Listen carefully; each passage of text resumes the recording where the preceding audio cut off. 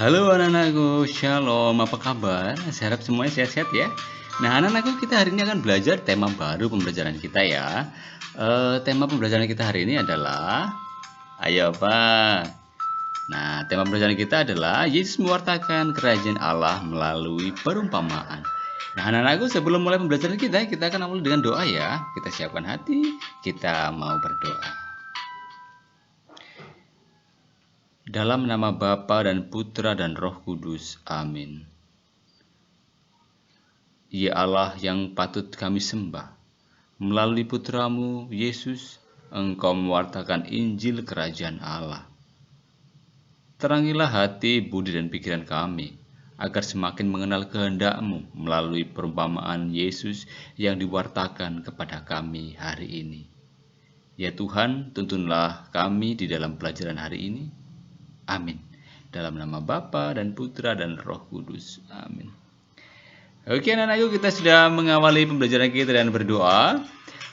Anak-anak sudah pernah mendengar sebuah dongeng atau legenda atau cerita sejarah atau cerita binatang? Udah pernah belum? Ya. Jadi banyak sekali ya cerita-cerita ya. Misalkan ada legenda Joko Tingkil, ada asal-usul kota Bandung ya. Terus banyak lagi legenda-legenda yang lain. Ada legenda Keong Mas ya, ada legenda. Pokoknya di setiap daerah pasti punya cerita atau legenda ya. Ada legenda asal usul marga di Batak ya, ada legenda nenek Pakande ya, ada legenda Raja Empat ya, dan sebagainya. Nah pasti ada banyak cerita-cerita ya yang yang sering kita dengar. Nah dari cerita-cerita itu pasti ada makna di balik cerita itu ya. Jadi cerita ini betul-betul mengungkapkan sebuah arti. Nah, anak-anak, itulah mengapa nanti ya Yesus mengajar tentang kerajaan Allah menggunakan perumpamaan gitu ya. Jadi anak-anak sudah pernah mendengar belum cerita dari Yesus tentang kerajaan Allah? Ya, ada banyak ya, nanti kita dengar perumpamaan tentang kerajaan Allah. Ada yang mengatakan kerajaan Allah itu seperti apa? Iya, seperti seorang yang menaburkan benih ya. Ada juga nanti kerajaan Allah seperti apa? Seperti harta yang terpendam.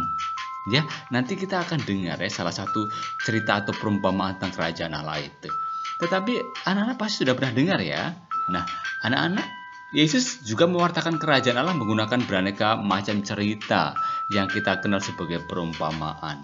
Ya, jadi Tuhan Yesus bercerita nih ya tentang kerajaan Allah ya melalui perumpamaan.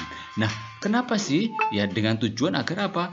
Kalau Yesus mengajar dengan perumpamaan, tujuannya agar apa? Agar pendengarnya dapat mudah memahami makna kerajaan Allah yang hendak disampaikan oleh Yesus. Ya, jadi itu intinya. Kemudian murid-murid yang mendengarkan pewartaan Yesus itu pada umumnya adalah kaum sederhana. Ya, siapa saja mereka? Ya, ada para nelayan, ada penggembala kambing atau domba, serta orang-orang yang memiliki status sosial yang kurang diperhitungkan di dalam masyarakat. Jadi latar belakang dari pendengar Yesus itu juga yang menyebabkan ya Yesus mengajar mengenakan perumpamaan gitu ya, agar mudah memahami makna kerajaan Allah yang hendak disampaikan oleh Yesus ya. Jadi anak-anakku, melalui perumpamaan ya, pemahaman yang sulit mengenai kerajaan Allah akan lebih mudah dipahami. Nah, gitu ya.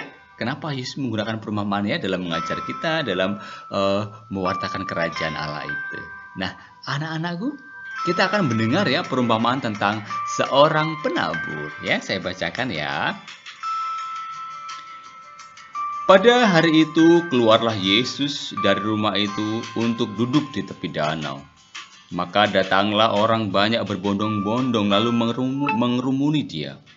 Sehingga ia naik ke perahu dan duduk di situ. Sedang orang banyak semuanya berdiri di pantai. Dan ia mengucapkan banyak hal dalam perumpamaan kepada mereka, katanya. Adalah seorang penabur keluar untuk menabur. Pada waktu ia menabur, bagi bagian benih itu jatuh di pinggir jalan. Lalu datanglah burung dan memakannya sampai habis.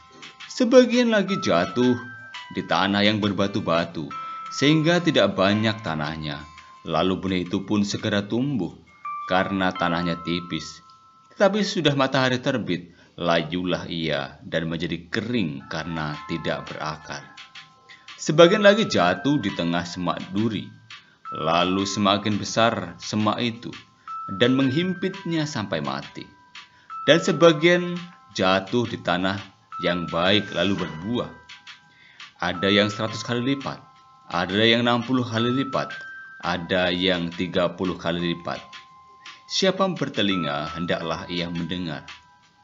Maka datanglah murid-muridnya dan bertanya kepadanya, "Mengapa engkau berkata-kata kepada mereka dalam perumpamaan?"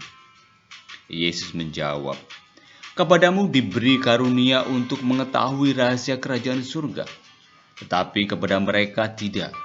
Karena barang siapa mempunyai, kepadanya akan diberi, sehingga ia berkelimpahan.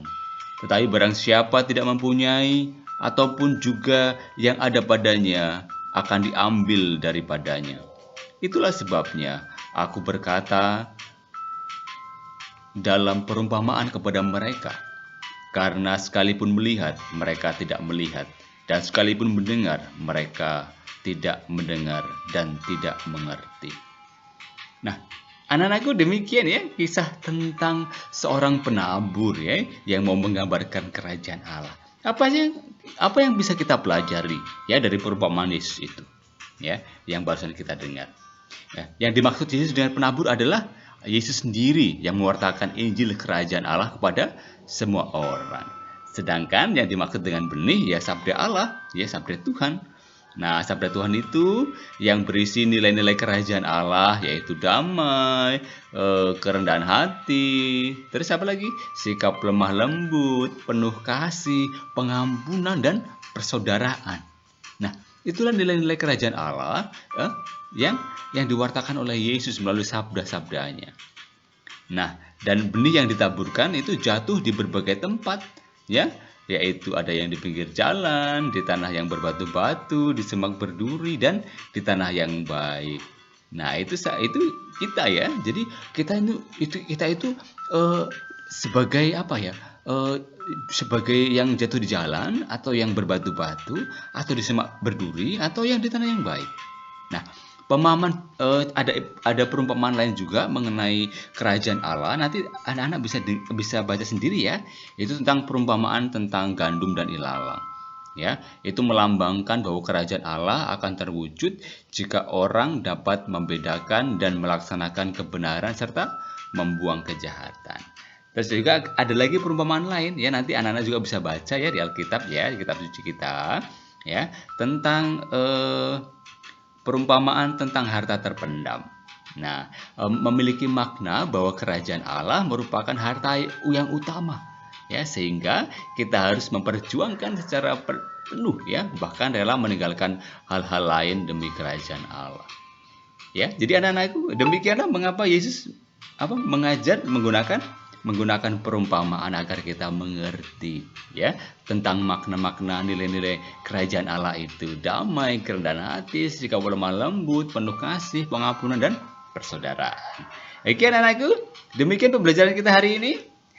Kita akan akhiri dengan doa ya. Kita akan berdoa, kita siapkan hati, kita mau berdoa. Dalam nama Bapa dan Putra dan Roh Kudus, amin. Ya Allah yang Maha Setia, terima kasih atas pembelajaran hari ini. Semoga hari demi hari kami semakin mengenal kehendak-Mu melalui perumpamaan Yesus yang diwartakan kepada kami hari ini. Ya Allah, tuntunlah kami agar selalu menjadi anak-anak-Mu yang setia kepadamu. Amin. Dalam nama Bapa dan Putra dan Roh Kudus. Amin.